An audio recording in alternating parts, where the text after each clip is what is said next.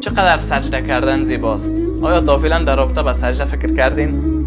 سجده حالتی است که انسان را از فرش بلند میکنه و سوی عرش میبره. چقدر حالت زیباست.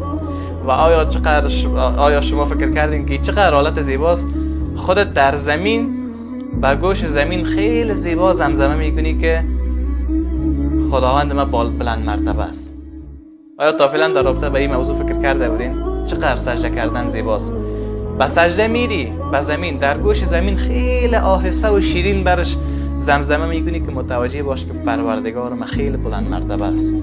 و اینمی سجده هاست که انسان را از فرش به عرش میبره. چقدر حالت زیباست. قدر سجده هایتون را بفهمین.